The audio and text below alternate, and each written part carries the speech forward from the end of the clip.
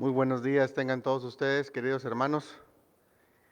Les quiero pedir que nos pongamos de pie todos juntos para comenzar nuestro servicio el día de hoy. Es un gozo el que estemos reunidos aquí para adorar a nuestro Señor en este hermoso día que Él nos ha regalado, ¿verdad? Entonces, ¿qué les parece si vamos primeramente al Señor en oración en esta mañana?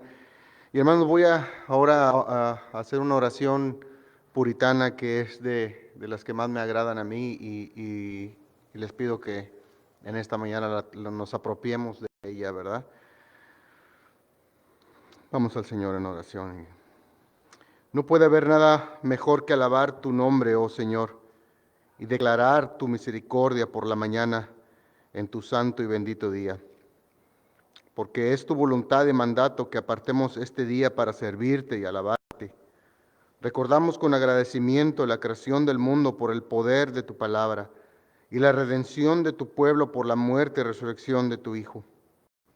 Declaramos tu grandeza y poder. Tuya es la gloria, la victoria, y te alabamos por estas cosas. Todo en el cielo y la tierra es tuyo. El tuyo es reino y eres exaltado como el Señor de todos. Las riquezas y el honor vienen de ti. Tú reinas sobre todo, le das gracia a todos. El poder y la fuerza están en tus manos.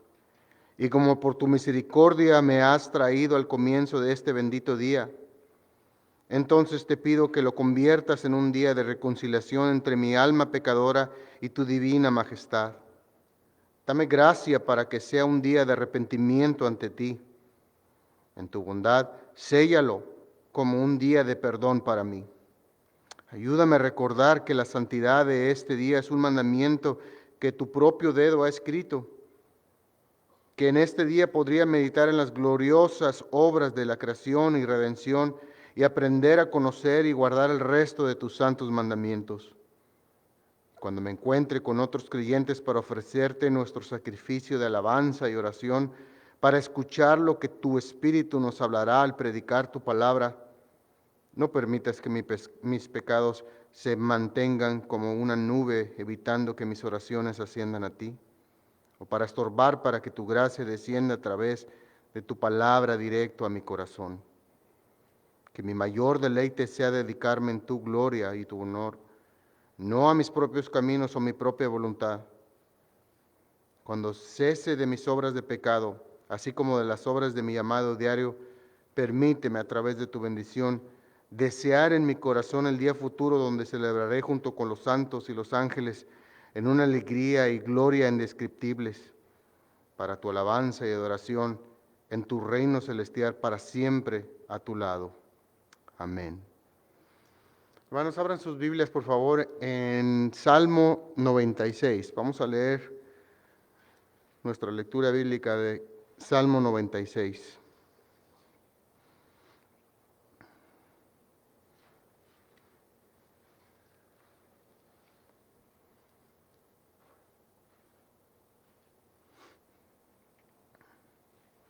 El Salmo 96 dice lo siguiente: Canten al Señor un cántico nuevo, canten al Señor toda la tierra, canten al Señor y bendigan su nombre, proclamen de día en día las buenas nuevas de su salvación, cuente su gloria entre las naciones, sus maravillas entre todos los pueblos, porque grande es el Señor y muy digno de ser alabado.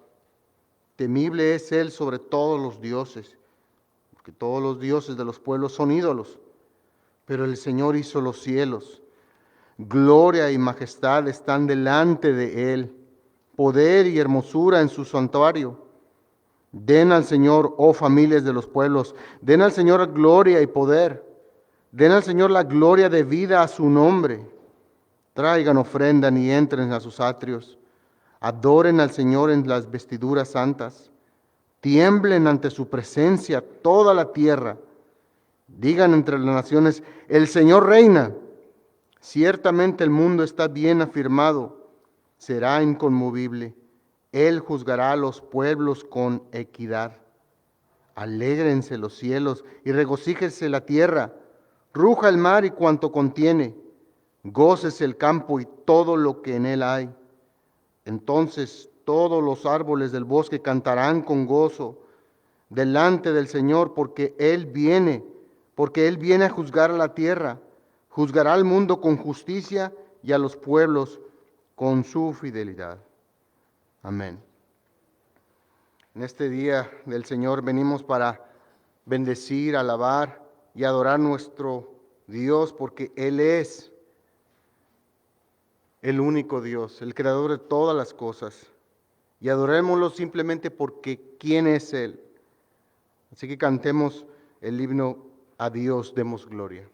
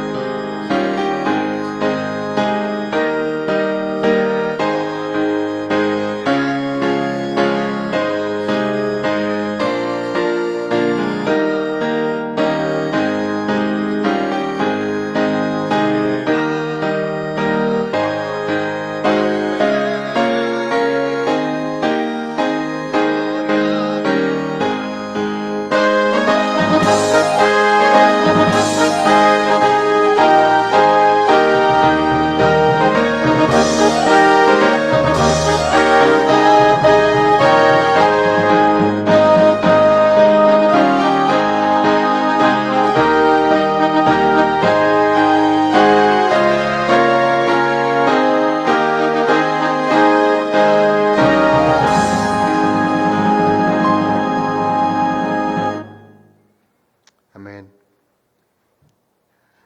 El Salmo 48:10 dice lo siguiente: Oh Dios, ¿cómo es tu nombre? Así es tu alabanza hasta los confines de la tierra. Llena de justicia está tu diestra. El loor del Señor está hasta con los confines de la tierra, mis hermanos. Y por esto mismo cantemos a nuestro Dios, que es un Dios justo. Te lo amo, oh Dios.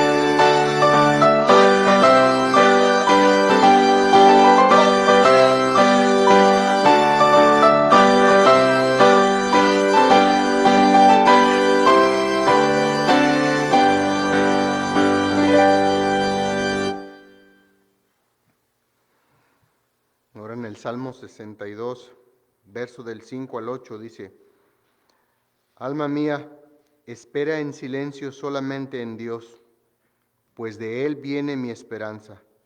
Solo Él es mi roca y mi salvación, mi refugio. Nunca seré sacudido. En Dios descansa mi salvación, mi gloria. La fortaleza es mi roca. Mi refugio está en Dios. Confiar en Él en todo el tiempo, oh pueblo.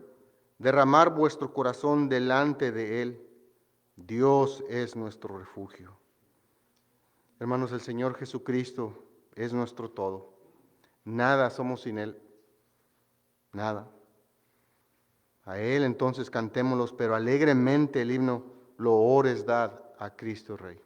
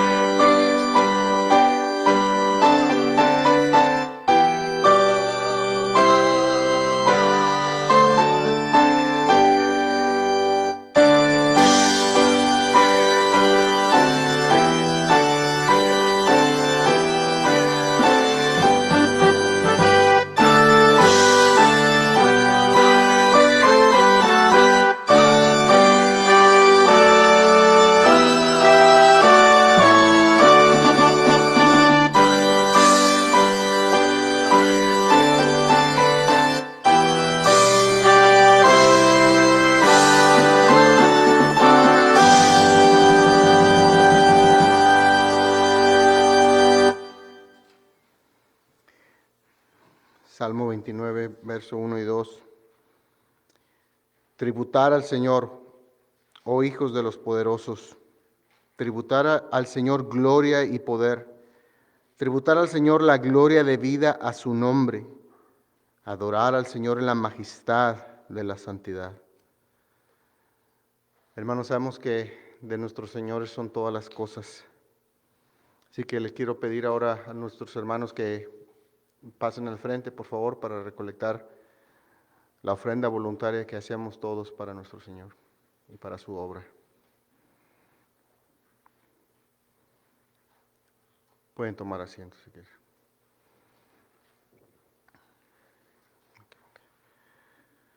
Gracias te damos por todo lo que nos das, Señor. Gracias porque tuyo es el reino, el poder, todo lo que existe es tuyo, Señor. Tuyo es nuestro trabajo, nuestra vida, nuestra familia. Todas las cosas te pertenecen, Señor. Ayúdanos, pues, Señor, a ser buenos administradores de todo lo que nos das, sea mucho o poco, Señor. Que todos los que estemos aquí demos, y lo que demos lo demos de una manera alegre, con una actitud recta que te agrade a ti, Señor. De la misma forma pedimos que este dinero sea usado conforme a tu voluntad y para la expansión de tu reino y sabiamente, Señor. Gracias te doy, en el nombre de Cristo Jesús. Amén. Pasen, hermanos.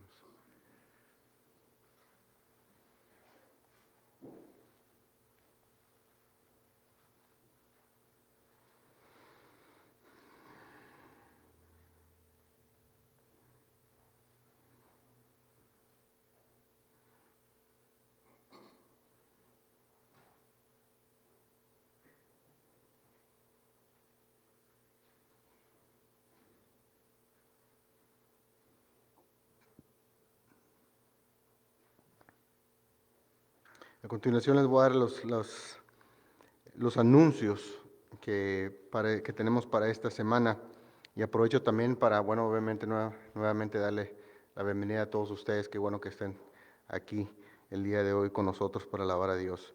Y el día martes a las 6:30 es el día que nos reunimos como iglesia para orar, interceder y pedir a Dios sobre las necesidades que tenemos, para agradecerle, para alabarle también. Así que les invito, hermanos, a que participemos de tan importante labor. Si está en nuestras manos el poder venir, anímese y participe de este día. Es a las 6:30. Es un rato donde tanto hombres y mujeres nos reunimos para lo que ya se comentó, ¿verdad? Así que recuerden que es el martes a las 6:30. También les recuerdo que el próximo viernes va a haber reunión de células, pero esta vez va a ser célula unida. Es decir, ambas células que tenemos se reúnen una vez al mes para estar todos juntos. Es el día viernes a las 7:30 y va a ser aquí mismo en la capilla, ¿verdad? Nos reunimos en el salón que está enfrente. Es un tiempo muy bonito para los que hasta la fecha no han podido participar en ninguno de esos estudios. Es un tiempo donde alabamos a Dios, donde estudiamos la palabra, y sobre todo también estamos en oración, pendientes los unos a los otros, y tenemos un tiempo muy bonito también de comunión, ¿verdad? Cada quien por lo regular trae un platillo para compartir, algo para compartir. No es necesario, pero estamos para servirnos los unos a los otros, y es un tiempo de mucha bendición donde nos la pasamos muy bien. Así que si no ha participado nunca de un estudio de esto, le invitamos a que venga el próximo viernes a las 7:30. También les quiero anunciar de que el próximo sábado va a ser la primera reunión de jóvenes que vamos a tener.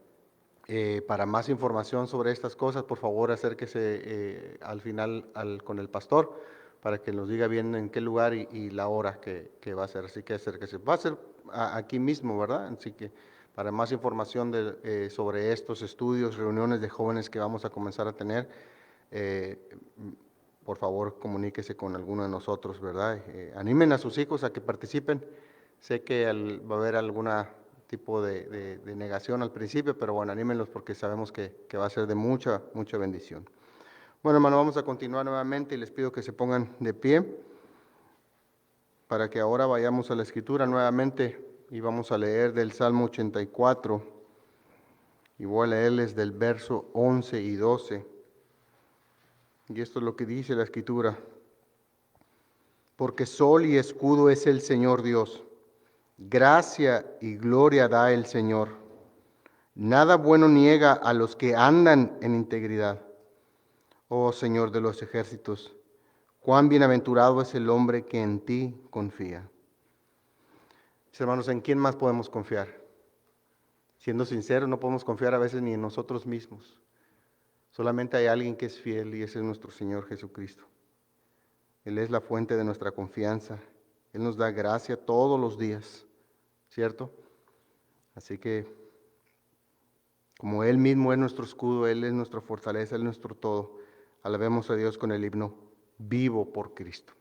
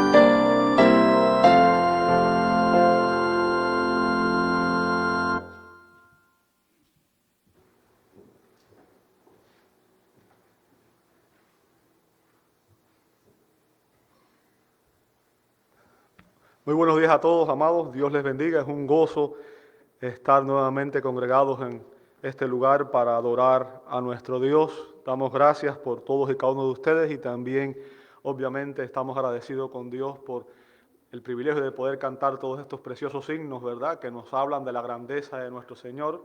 Así que gracias, Edis, por dirigirnos y queremos, obviamente, darle gloria a Dios a través de toda esta adoración, ¿verdad?, toda nuestra adoración.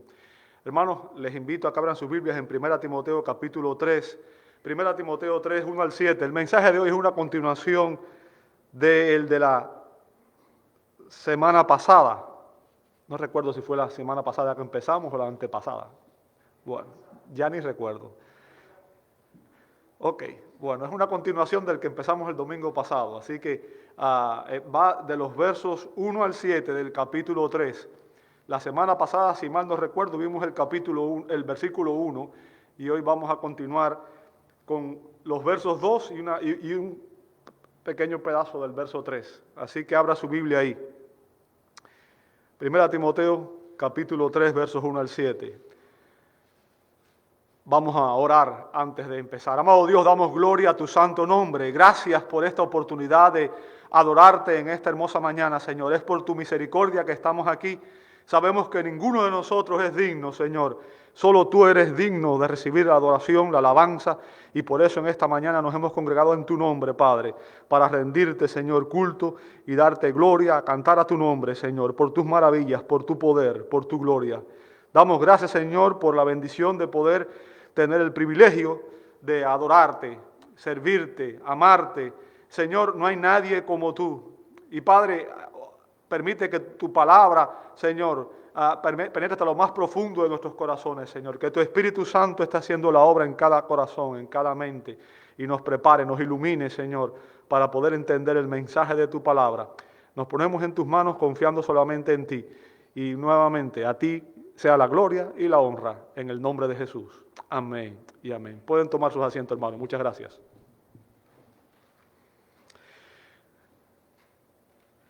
Ok, el apóstol Pablo, en el capítulo 3, los primeros 7 versos, está hablando sobre un liderazgo calificado en la iglesia.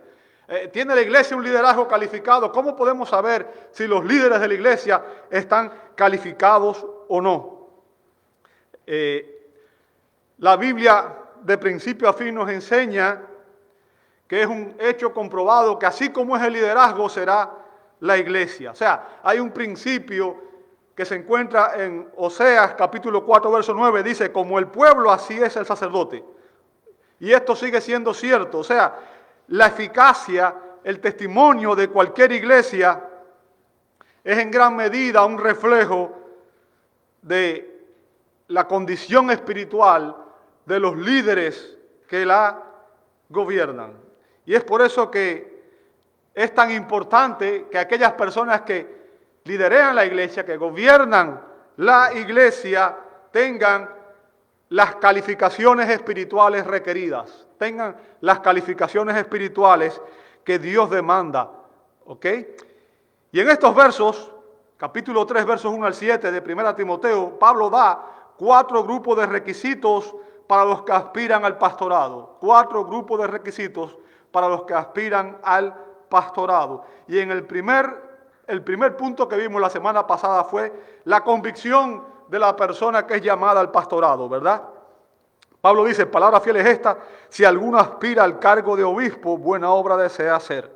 Bien, y vimos la semana pasada que un requisito esencial para aquellos que anhelan servir como obispo es que la persona sea un hombre y no una mujer.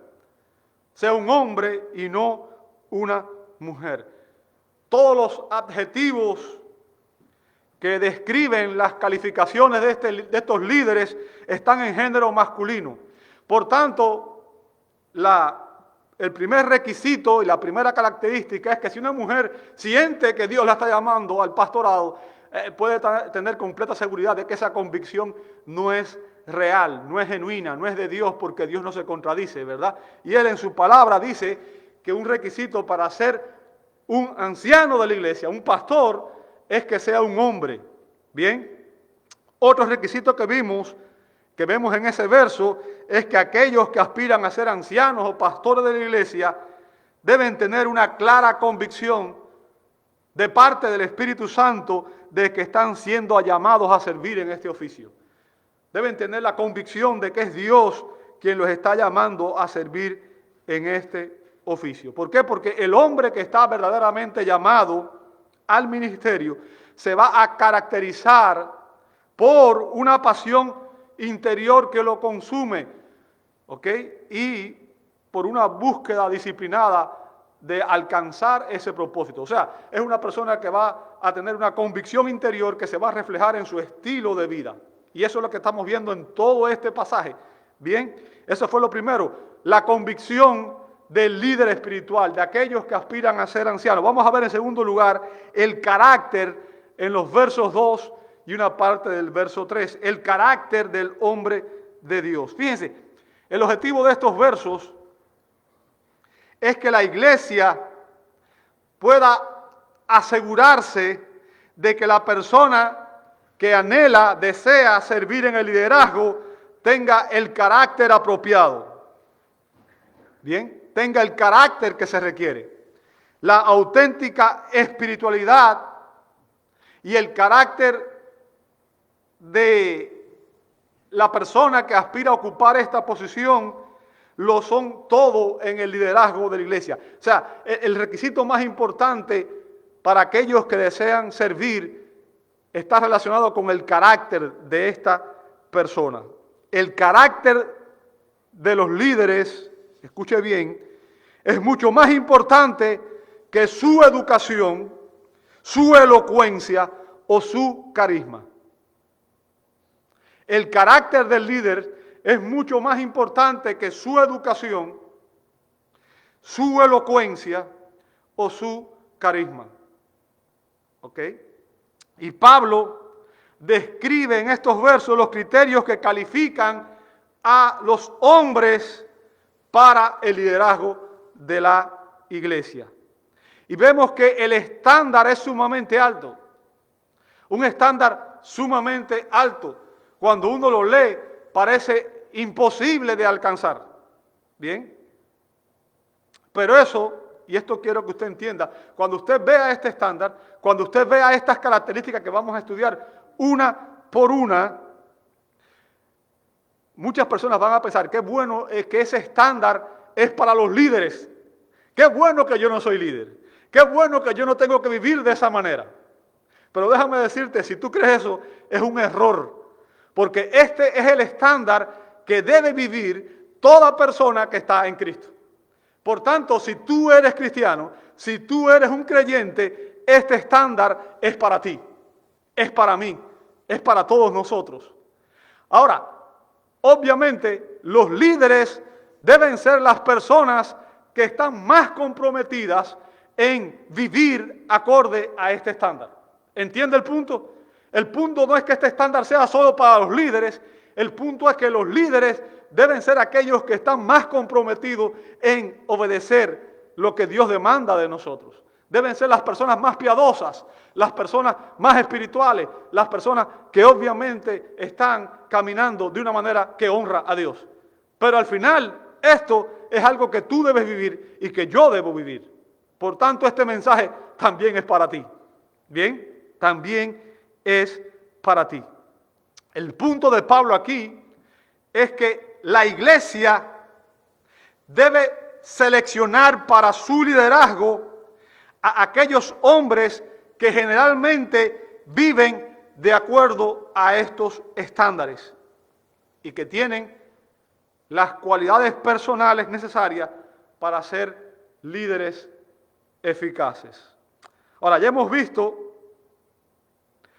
la semana pasada hablamos de eso, que el liderazgo de la iglesia puede atraer a personas por motivos pecaminosos, a personas con los motivos equivocados. Y déjeme decirle, yo he aprendido con dolor que debemos ser muy cuidadosos a la hora de escoger a aquellos que van a ser líderes. Y debemos sobre todo examinar el carácter de aquellos que pensamos tienen los criterios para ser líderes de la iglesia. Pablo dio una importante advertencia, y estoy haciendo este preámbulo antes de entrar a examinar el texto, porque quiero que usted entienda la importancia que tiene esto. Esto es crítico para la iglesia. Pablo dio la siguiente advertencia a Timoteo, 1 Timoteo 5:22. 1 Timoteo 5:22. No impongas las manos sobre nadie con ligereza, compartiendo así la responsabilidad por los pecados de otros. Guárdate libre de pecado. ¿Lo veis conmigo? Bueno, imponer las manos sobre alguien es algo que se hace en la ceremonia de ordenación. La ceremonia de ordenación es una ceremonia en la cual se pone a la persona frente a la iglesia, los líderes imponen las manos sobre ella, y esta acción de imponer las manos es algo que viene del Antiguo Testamento. Recuerden, en el Antiguo Testamento, cuando se hacían sacrificios, la persona, el pecador que traía el sacrificio como ofrenda, debía poner sus manos sobre la ofrenda, sobre el cordero, implicando que se identificaba con ese cordero y que ese cordero iba a ser sacrificado en su nombre. Por tanto, imponer las manos es una muestra de identificación, es decir, yo estoy de acuerdo con esto. Bien, estoy de acuerdo con esto. Por tanto, en la ceremonia de ordenación se le imponen las manos a los nuevos candidatos a ser líderes, y esto significa que los líderes que existen están dando su aprobación, su respaldo, su apoyo a aquellos que van a ser los nuevos líderes. Bien. Por tanto, en esa ceremonia, al imponer las manos, se está reconociendo la idoneidad del hombre, su aceptación en el ministerio público, ¿verdad? Como anciano, pastor y obispo. Recuerde que dijimos que esas distinciones no existen en el Nuevo Testamento. O sea, una persona no puede ser anciano y no ser pastor, o no puede ser pastor y no ser anciano. Esa estructura está mal. Todo pastor es un anciano. Bien, eso es importante. Todo pastor es un anciano. Bien, y por tanto imponer las manos es un símbolo de apoyo, de reconocimiento de la idoneidad de un hombre que aspira al liderazgo. Y Pablo advierte en ese texto que no se debe proceder con esta ceremonia sin una investigación exhaustiva. Sin una investigación exhaustiva y sin un periodo de preparación previa. ¿Ok? ¿Para qué? Para poder estar seguros de que el hombre cumple con las calificaciones que aquí se mencionan. Eso es importantísimo, amado hermano. Porque Pablo nos dice cuál es el peligro de no seguir estos pasos de manera apropiada. Dice Pablo, cuando se ordena una persona de manera apresurada, dice en ese texto, ¿verdad? Cuando se ordena una persona, dice, uno asume la responsabilidad por los pecados de esa persona. Bien. Cuando se ordena a una persona de manera apresurada, eso convierte a quienes lo hacen en culpables de los pecados que ese hombre, al servir como un anciano que no está calificado, comete. ¿Ok? Todo aquello que hace esa persona en el liderazgo que no es apropiado, recae sobre aquellos que lo ordenaron sin conocer realmente a la persona. Y por tanto, Pablo advierte aquí que la ordenación no debe ser algo precipitado, que no debemos participar en ordenar a un anciano hasta no estar seguro de que esta persona está realmente calificada, para que podamos permanecer libres de sus pecados. Bien, de los pecados que puede cometer esa persona cuando está sirviendo como líder sin estar calificado y está tomando decisiones que afectan al pueblo de Dios. Y yo he visto lamentablemente muchos líderes que han traído desgracia a la iglesia, ¿verdad? Ahora, los pecados de algunas personas se ven claramente. O sea, hay personas que logran esconder su carácter, hay personas que logran esconder sus intenciones, hay personas que logran esconder quiénes son. Bien, a diferencia de Jesús, que Jesús sí sabía quién era Judas desde el principio, él dijo, nadie se perdió sino el hijo de perdición. Jesús sabía que Judas no era un creyente genuino. Jesús no estaba engañado al respecto, simplemente él sabía que esa era parte del propósito de Dios y por tanto él aceptó a Judas entre el liderazgo. Aún lo amó, aún le ministró, porque el rol de un pastor siempre es amar y ministrar a todos, ¿verdad? Pero obviamente Jesús sabía eso. Obviamente los pastores humanos, que no somos divinos como Cristo, no podemos saber quién es verdadero, quién es genuino y quién no. Y 1 Timoteo 5:24 nos dice claramente que hay pecados de algunas personas que se ven claramente. O sea, hay personas que uno enseguida nota sus pecados, nota sus tendencias pecaminosas en su estilo de vida. Pero otros pueden encubrir muy bien sus pecados. O sea, pueden aparentar ser personas que son piadosas, pero en realidad son incrédulos. En realidad son falsos creyentes. En realidad son personas que están motivados por cosas erróneas y buscan el liderazgo para poder cumplir sus metas, sus propósitos. Y muchas veces, obviamente, sus objetivos son claramente pecaminosos. Y es por eso que Pablo nos hace esta advertencia. Entonces Pablo nos dice aquí que antes de ordenar a una persona para el liderazgo, debemos investigarla cuidadosamente, debemos investigar su vida, ¿ok? Para asegurarnos de que no haya nada que sea malo, no haya un pecado escandaloso, algo que sea grave en el carácter de esa persona. Bien, ordenar a ancianos que están en algún pecado es participar de esos pecados, es hacernos copartícipe de esos pecados. Y la iglesia de Éfeso necesitaba desesperadamente líderes espirituales calificados. Necesitaba líderes espirituales calificados. Así que tenía que hacerse una selección correcta. Tenía que hacerse una selección correcta y debía hacerse con sumo cuidado. Y ahora Pablo describe aquí en los versos 2 y una parte del 3 el carácter del hombre de Dios. El carácter del hombre de Dios. Y nos dice dos aspectos: lo que debe ser y lo que no debe ser. O sea, un aspecto positivo y un aspecto negativo. Lo que debe ser y lo que no debe ser. Bueno, el día de hoy vamos a ver nada más que lo que debe ser. ¿Ok? Por una cuestión de tiempo. Apenas estoy empezando el mensaje. Todo lo demás que vi hasta ahora fue introducción. Así que vamos a ver. Dice en primer lugar, verso 2. Un obispo, ¿qué cosa? Debe ser, pues. Fíjense, Pablo utiliza aquí el verbo griego dei, que significa que es necesario, que es un deber. Tiene que, debe ser. ¿Ok? Y este verbo indica lo que se requiere que tenga el anciano. Estas cualidades que Pablo menciona aquí son cualidades que deben adornar el carácter de un anciano. Por tanto, no son opcionales. No son opcionales. Bien, Pablo va a describir los requisitos que califican a las personas para el liderazgo en la iglesia.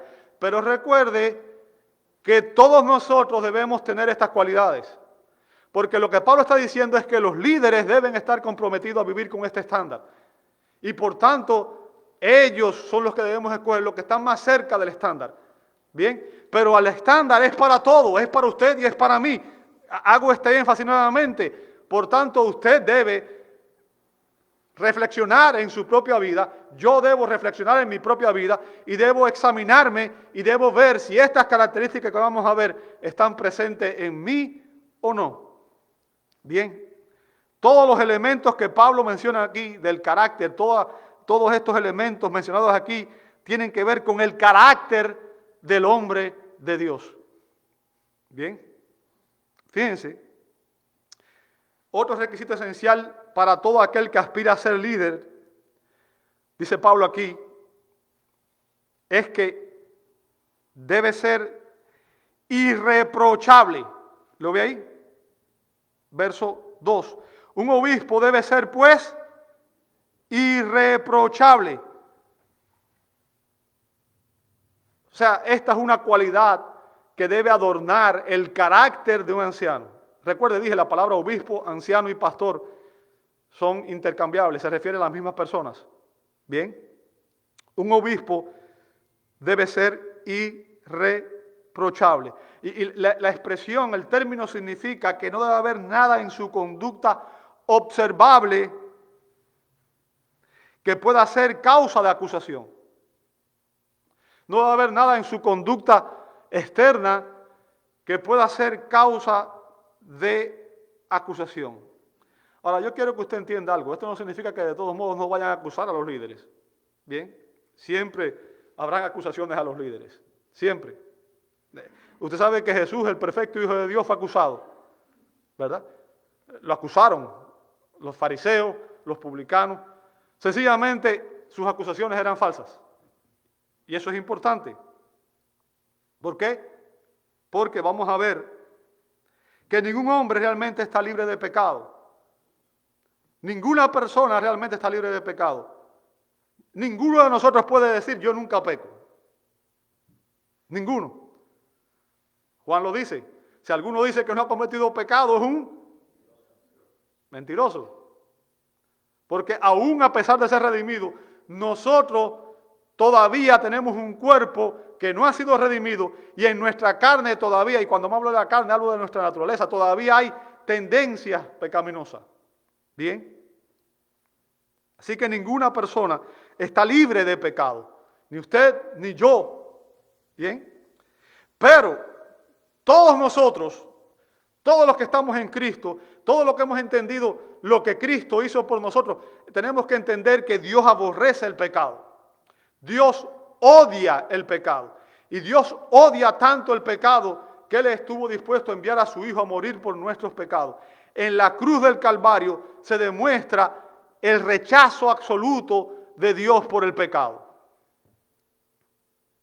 Por tanto, si Dios odia el pecado y yo soy un hijo de Dios, yo también debo odiar el pecado, debo repudiar el pecado. ¿Por qué? Porque mi anhelo, ¿cuál debe ser? Debe ser agradar a mi Padre. Debe ser vivir como mi Padre quiere que yo viva. Debe ser obedecer a mi Padre. ¿Bien? Por tanto, todo creyente debe aborrecer el pecado. Debe esforzarse por vivir piadosamente. Debe tratar de ser irreprensible o irreprochable. Y ahora la pregunta que debemos hacernos es, ¿soy yo irreprochable? ¿Soy yo irreprochable? ¿Vivo una vida irreprochable? Esa es la pregunta que debemos hacernos todos, porque recuerde, el estándar es para todos, no es solamente para los líderes. Los líderes obviamente son las personas que están viviendo más cerca de ese estándar, pero el estándar es para usted también, es para mí también. Y lo que Pablo está diciendo aquí es que en el carácter de un líder no debe existir nada que Satanás o los incrédulos puedan usar para atacar su reputación o la reputación de la iglesia. ¿Escuchó? No debe haber nada en nuestra vida que dé excusa para que la gente diga, si esos son los cristianos, yo no quiero ser como ellos.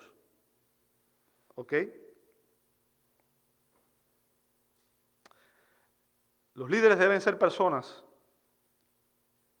contra quien sea imposible presentar acusaciones, cargos de mala conducta. Obviamente, estoy hablando de acusaciones que puedan resistir un examen imparcial, porque como dije, siempre vamos a ser acusados. Jesús fue acusado a pesar de ser perfecto. El punto no es que seamos acusados, el punto es si esas acusaciones son ciertas o no. ¿Son ciertas o no? Si realmente hay algo en nuestra vida que evidentemente demuestra que estamos en rebeldía con Dios y que estamos pecando contra Dios. Y lo que Pablo está enseñándonos aquí, amado hermano, al decir que debemos ser irreprensibles, es que un líder debe estar libre de algún pecado escandaloso en su vida, de algún pecado evidente en su vida, en su conducta observable, en su día a día, ¿bien? Y que debe ser un modelo a seguir para la congregación. Y esto es algo que la Biblia enseña repetidas veces, ¿verdad? Filipenses 3:17, 2 Tesalonicenses 3:9, Hebreos 13:7, Primera de Pedro 5:3. Si usted ve todos esos versos, dicen que el líder debe ser un ejemplo a seguir para los demás. ¿Bien? Debe ser un modelo, un ejemplo. ¿Qué significa? Debe vivir acorde al estándar del carácter. Y recuerde, el estándar del carácter, ¿quién es? Es Cristo. Es Cristo. Somos cristianos. Cristo es el modelo. Cristo es el estándar. Cristo es aquel a quien nosotros debemos imitar. Nuestros ojos tienen que estar puestos en Cristo, el autor y consumador de la fe. Si nuestros ojos están puestos obviamente en los hombres, al final podemos desanimarnos, porque todos los hombres, como dije, tenemos debilidades, no somos perfectos. Esta semana conversaba con mi esposo y le decía, he visto cosas en mí que realmente yo entiendo que debo cambiar, debo crecer. ¿Bien? Y creo que todos tenemos que crecer en algún área de nuestra vida. Y es importante que lo hagamos. ¿Bien? Pero lo que Pablo está diciendo aquí es que no puede haber ningún pecado observable en la conducta de un líder por el cual se le pueda acusar. Un líder debe estar libre de pecados escandalosos en su conducta observable. El doctor MacArthur en su comentario explica las razones por las cuales los pastores o los ancianos deben tener sumo cuidado en vivir vidas irreprochables. Como dije, el estándar es para todos, pero especialmente los líderes debemos vivir acorde a este estándar. Y él dice que los líderes son el blanco especial de Satanás. Los líderes son el blanco especial de Satanás. Y él los atacará con tentaciones más severas que a otros. Aquellos que estén en la primera línea de batalla espiritual serán los más afectados por la oposición satánica. Recuerde lo que dijo Jesús a los discípulos antes de ser prendido. Él dijo, heriré al pastor y dispersaré a las ovejas. Heriré al pastor y dispersaré a las ovejas. O sea, cuando un líder cae, el impacto es mucho mayor. Por tanto, los líderes son los primeros objetivos de ataque en la batalla espiritual. Ese es el segundo punto que dice MacArthur. La caída de un líder tiene un mayor potencial de daño. Cuando un líder cae, el daño es más grande para la iglesia. Es triste cuando cae un creyente. Es triste cuando un hermano de la iglesia cae en algún pecado escandaloso que afecta el testimonio de la iglesia. Pero más triste es cuando ese pecado lo comete un líder. ¿Verdad? Porque la caída de un líder tiene un mayor potencial de hacer daño. Satanás sabe que cuando un pastor cae, el efecto sobre las ovejas es devastador. Decepciona a las personas. Decepciona a las personas. También, lo próximo que él dice es que los líderes tienen un mayor conocimiento de la verdad. Los líderes tienen un mayor conocimiento de la verdad. Y tienen la responsabilidad de no solamente conocer la verdad, sino vivir la verdad.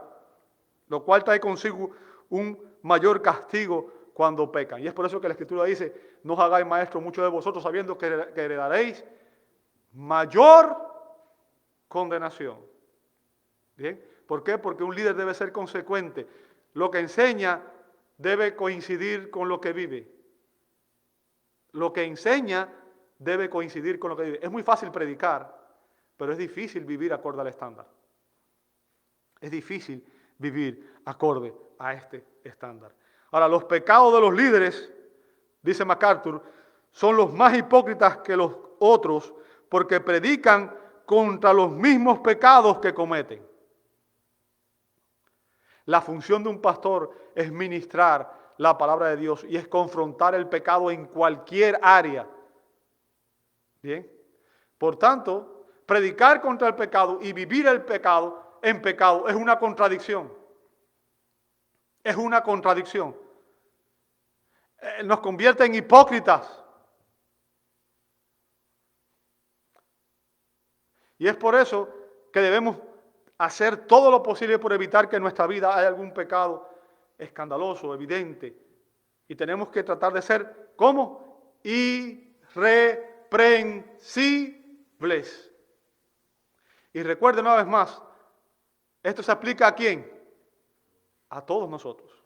Obviamente los líderes deben esforzarse al máximo por vivir esto. Pero esto es algo que todos los creyentes debemos vivir. Nuevamente la pregunta, ¿soy yo irreprensible? ¿Eres tú irreprensible? Y lo que Pablo está diciendo es que al escoger los líderes, la iglesia debe seguir este estándar establecido por Dios en su palabra. ¿Bien? Ahora, Pablo explica aquí exactamente, específicamente, lo que significa ser irreprochable.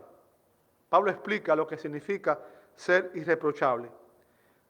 Él enumera a continuación las cualidades del carácter que debe haber en un pastor, en un anciano.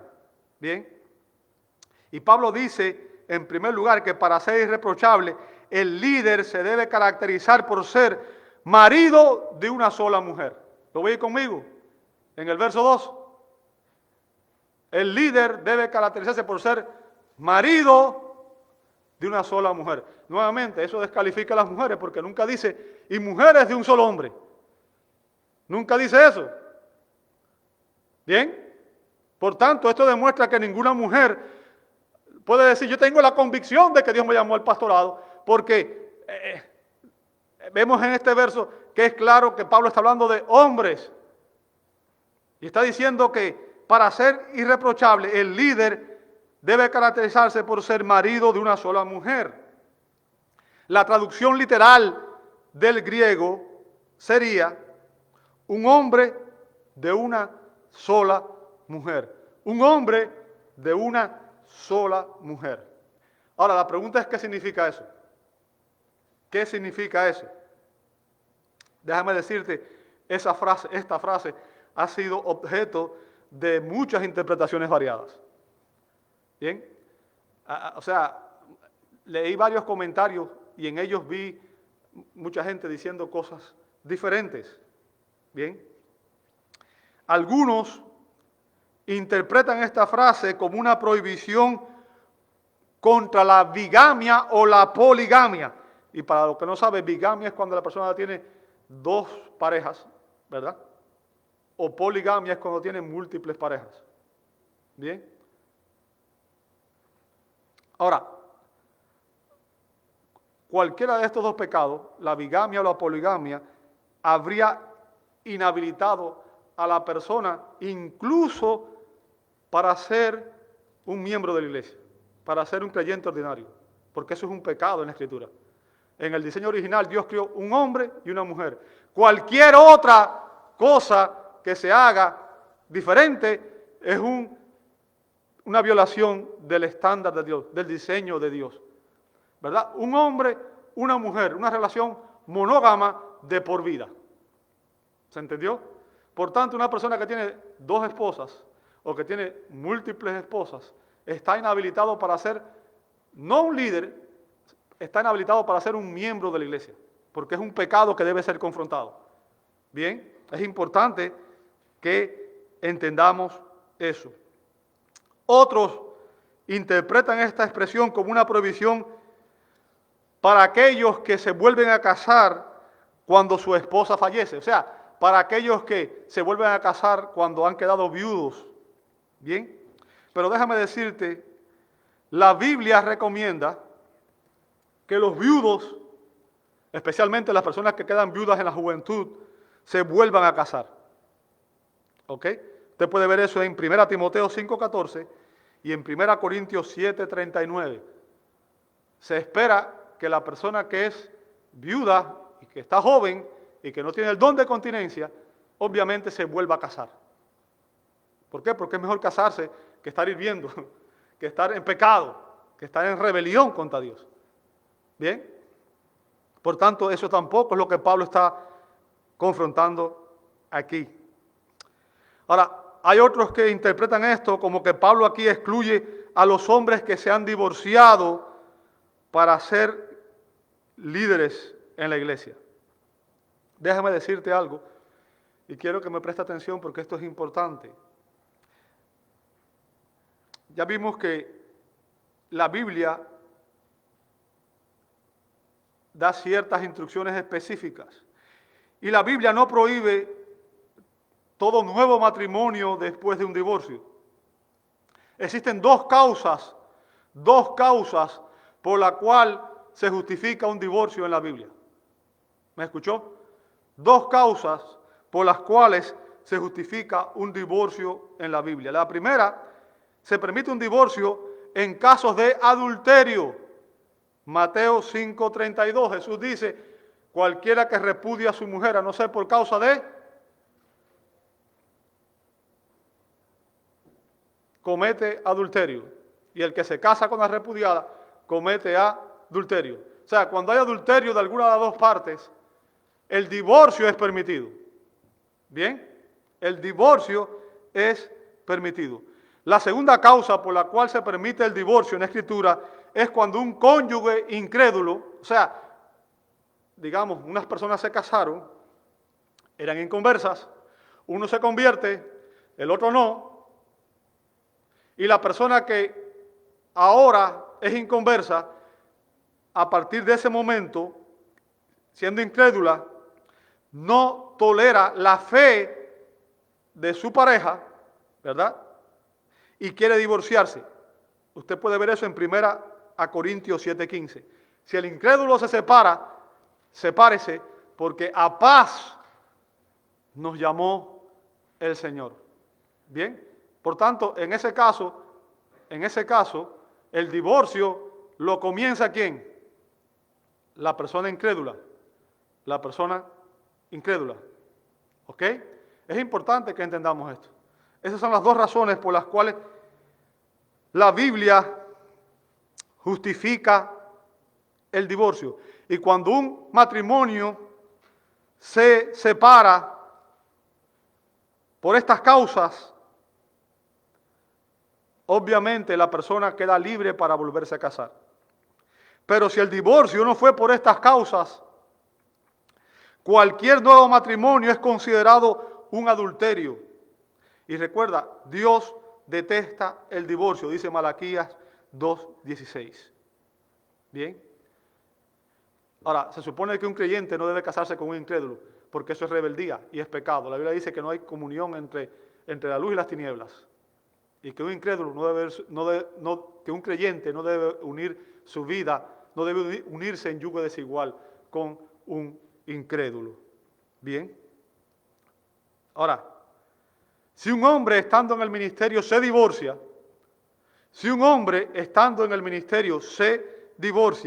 queda automáticamente descalificado para el liderazgo.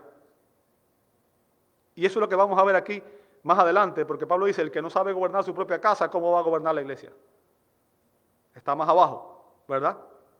En otras palabras, si usted no es capaz de resolver las diferencias en su propio matrimonio, esto indica una incapacidad para supervisar la iglesia. Si usted no es capaz de resolver los problemas con una persona, ¿cómo aspira a resolver los problemas con 20, 30, 50, 100 miembros que tenga la iglesia? ¿Entiende el punto? Automáticamente eso lo descalifica. Y lamentablemente esto es algo que no se toma en cuenta. Hay un pastor muy famoso, Charles Stanley, no sé cuándo lo conocieron. La esposa lo dejó y él siguió muchos años sirviendo como pastor. Algo que automáticamente estaba descalificado desde ese momento. Es triste, pero las iglesias están bajando el estándar porque no están obedeciendo lo que la Escritura dice, sino que están haciendo lo que la cultura dice en este país. Bien, un pastor divorciado se expone a sí mismo y expone a la iglesia a la crítica de los incrédulos. Y déjame decirte, no es muy probable que personas cuando tengan después problemas maritales, problemas conyugales en la iglesia, vayan a consultar a un hombre que no fue capaz de mantener unido su propio matrimonio. ¿Cómo yo le voy a pedir consejo a alguien sobre un asunto en el cual esa persona veo que fracasa en su vida? Yo voy a buscar consejos de alguien que evidentemente logró tener éxito, ¿verdad? Y que vivió acorde al estándar bíblico, no aquel que fracasó. ¿Entiende el punto? Y finalmente hay otros que interpretan que este requisito excluye también a los hombres solteros del liderazgo de la iglesia. O sea, que los líderes no pueden ser hombres solteros, que no pueden ser hombres que no estén casados. Pero déjame decirte, si Pablo hubiera estado diciendo eso, él se hubiera excluido a sí mismo, porque cuando Pablo escribió esto, Pablo estaba soltero. La mayoría de los teólogos creen, los expositores creen que Pablo fue un hombre viudo, en realidad, que estuvo casado para poder ser miembro del Sanedrín y que su esposa murió y que a partir de ahí, después que conoció a Cristo, él decidió entregar su vida al Señor y que nunca más se casó. Usted puede ver eso en 1 Corintios 9:5, ¿verdad? 1 Corintios 9:5. Pablo estaba soltero, por tanto, si él hubiera estado diciendo un hombre que aspira al liderazgo no puede estar casado, él automáticamente hubiera estado descalificado. Bien. Entonces, ¿a qué se refiere Pablo con esa frase cuando dice que debe ser marido de una sola mujer? Hombre de una sola mujer. Bueno, déjame decirte, el punto de Pablo aquí no es el estado civil del anciano. O sea, él no está enfatizando el estado civil de la persona. Lo que Pablo está enfatizando aquí es la pureza moral y sexual de aquellos que aspiran a ocupar este ministerio. Lo que Pablo está diciendo es que el hombre debe ser, si está casado, debe ser un esposo leal a su pareja. ¿Entendió el punto? Debe ser un esposo leal a su pareja. Ese es otro requisito. Y es el primer requisito aquí para ser considerado irreprochable. ¿Ok?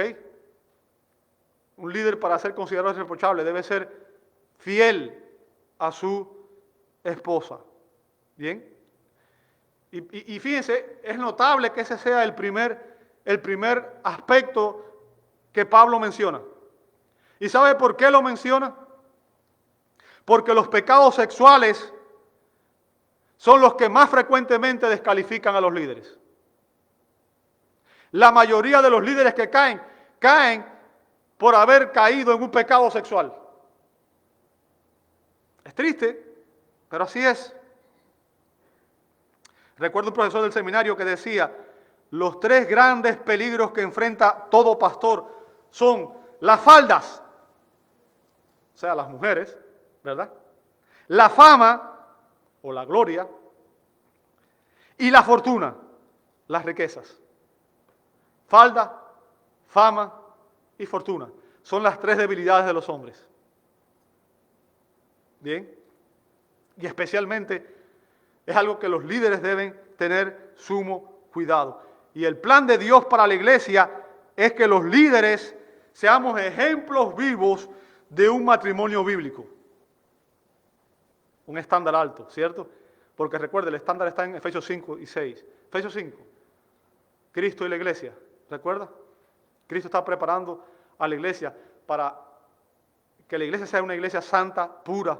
Cristo dio su vida por la iglesia para santificarla. Bien. Un hombre de una sola mujer es aquel que está totalmente dedicado a su esposa y le es fiel tanto con su pensamiento como con su comportamiento. ¿Me escuchó? Le es fiel a su esposa tanto con su pensamiento como con su comportamiento. Bien. Y esto es importante porque a veces no cometemos el pecado de adulterio en ir y acostarnos con otra persona, pero recuerde la advertencia que dio Jesús, ¿verdad? Mateo 5:28, Mateo 5:28, Jesús dijo lo siguiente, que todo el que mira a una mujer para codiciarla, ¿qué cosa? Ya cometió adulterio con ella en su corazón. ¿Entendió el punto? O sea, una persona no necesita acostarse con otra persona para cometer adulterio. Desde el momento en que mira a otra persona y empieza a entretener en su cabeza lujuria por otra persona, se está obviamente cometiendo adulterio. ¿Recuerda lo que pasó con David? David debía ir a la guerra y en vez de ir a la guerra se quedó en su casa, perdiendo el tiempo. Subió al tejado y desde allí empezó a mirar y vio a Betsabé bañándose. Yo me pregunto qué hacía Betsabé bañándose en un lugar público, ¿verdad? Donde se podía ver, pero bueno, vamos a ir más allá, eso no, al final no es importante ahorita. El punto, segunda de Samuel 11:2, nos dice que él vio a Betsabé bañándose. Y sabe, el acto de ver motivó en él la lujuria y enseguida mandó a llamarla y enseguida tuvo relaciones con ella y enseguida eso trajo consecuencias porque la mujer salió embarazada y como la mujer estaba casada, entonces lo que sucedió fue que tuvo que hacer una estrategia para poder salir del marido, para que el marido no se enterara, incluso mandó a matar al esposo de esta mujer. Así que David, fíjense, David es un hombre que dice la Biblia que tiene un corazón conforme al corazón de Dios. Y David cayó en adulterio simplemente porque vio una mujer. Los hombres somos visuales. Y es por eso que, ¿sabe? Hay un canto que dice, cuidado tus ojitos lo que ven. Que es para niños, pero debemos cantarlo nosotros también. ¿A qué me refiero? Un líder debe evitar mantener una relación de intimidad inapropiada con otras mujeres, no solamente de manera personal, sino también de manera cibernética. ¿Escuchó lo que estoy diciendo? De manera cibernética. ¿Por qué? Porque hoy, desde un teléfono, desde una computadora, desde cualquier lugar, usted puede accesar el profile de cualquier persona y ver mujeres. Usted sabe, no voy a decirlo. Bien.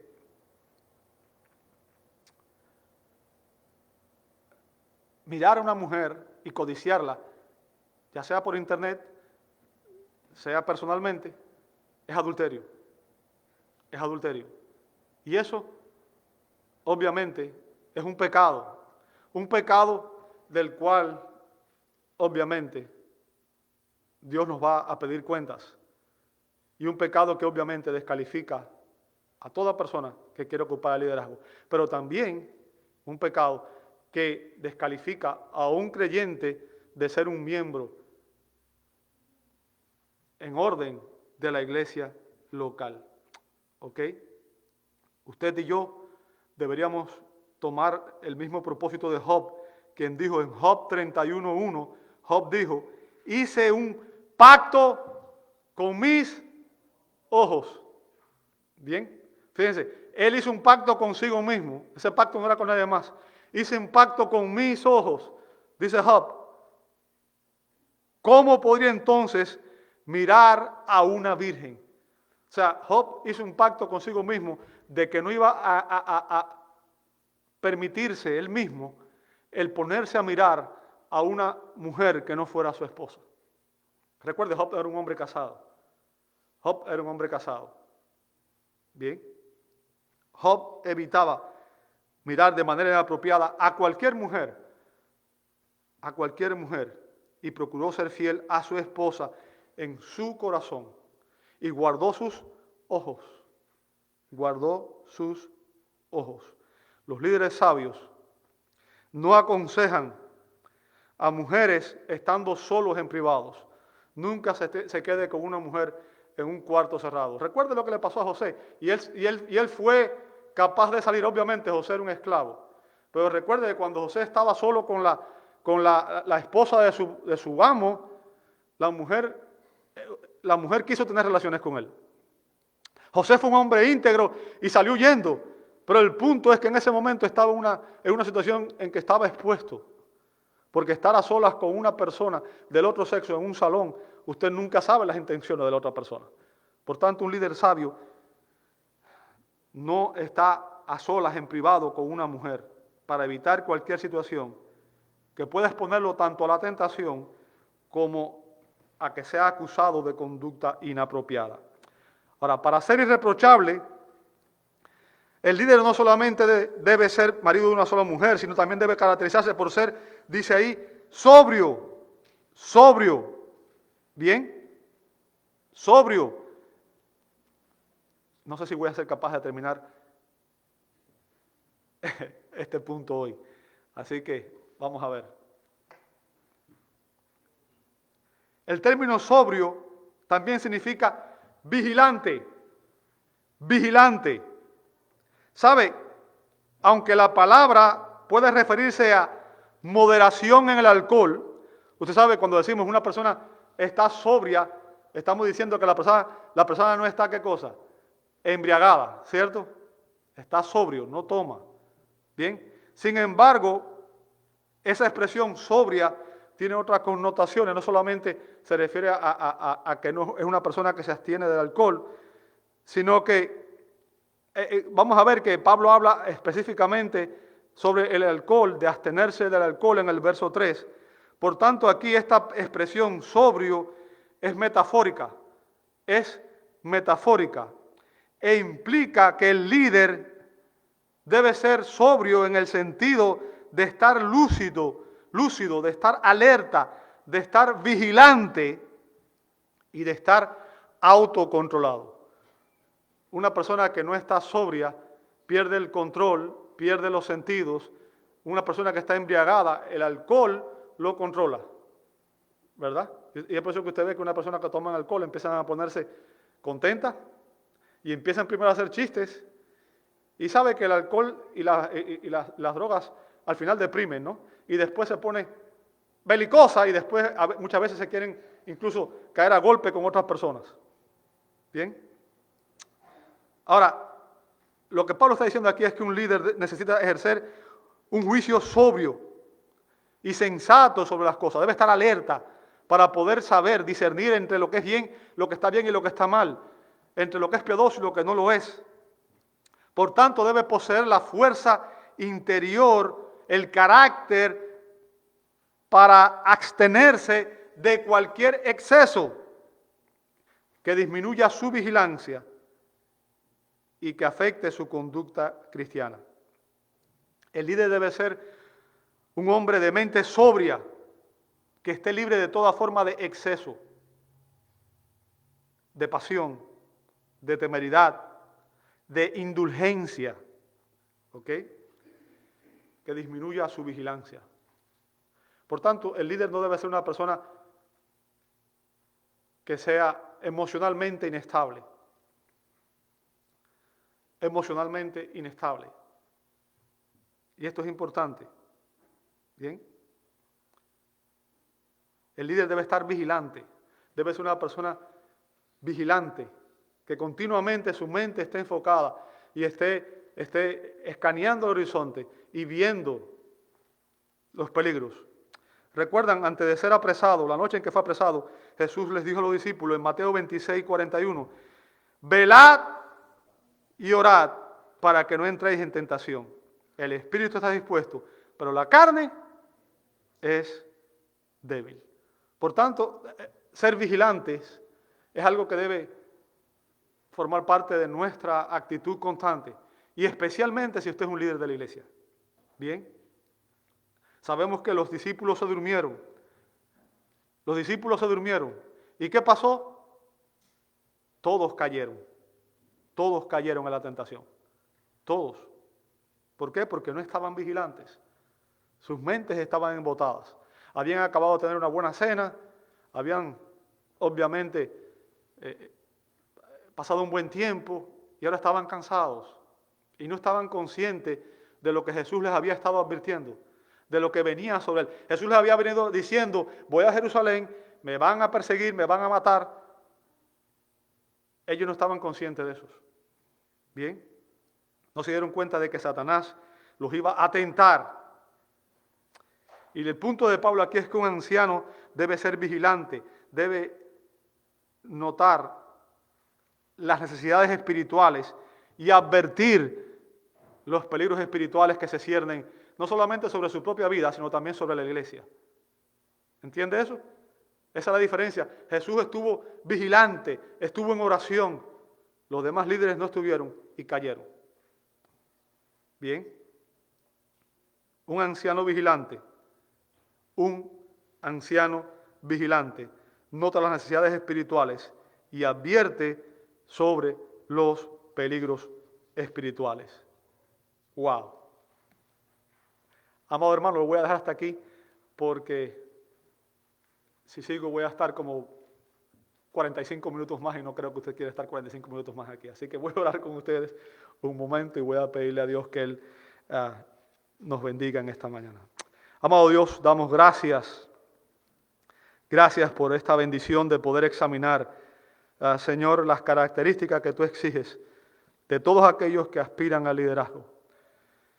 Y Señor, te rogamos que tú nos ayudes a examinar nuestra propia vida. Pero Señor, no solamente los que estamos aspirando o los que somos líderes, sino también la vida de todos los que estamos aquí, Señor. Que nos acordemos que al final estas características son algo que debemos vivir todos nosotros. Señor, ayúdanos a serte fieles en cada área de nuestra vida. Ayúdanos, Señor, a vivir de esta manera. Padre, transforma nuestro carácter, Señor, por tu gracia, por tu poder, mediante tu palabra. Y, Señor, permite que nosotros estemos dispuestos a revestirnos de Cristo cada día, Señor, y a crucificar nuestra carne con sus pasiones y deseos. Ayúdanos, Señor, a serte fieles y ayúdanos a examinar, Señor, nuestras vidas cada día. Y ayúdanos a hacer, como dice Pablo en Romanos 12, a entregarte nuestras vidas, nuestros cuerpos en un sacrificio vivo, santo, agradable a ti, porque ese es nuestro culto racional.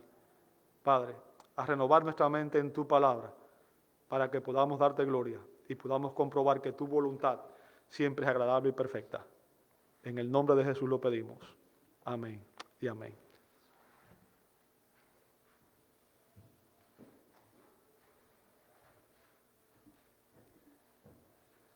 Vamos a ponernos de pie, queridos hermanos.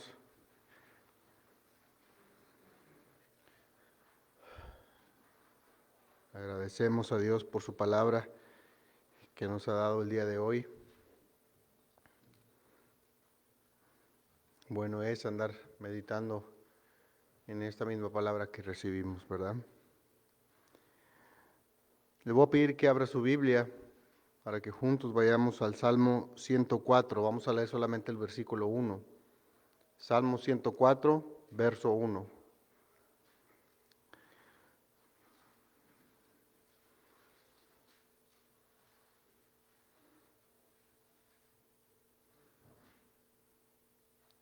Salmo 104, verso 1, dice lo siguiente.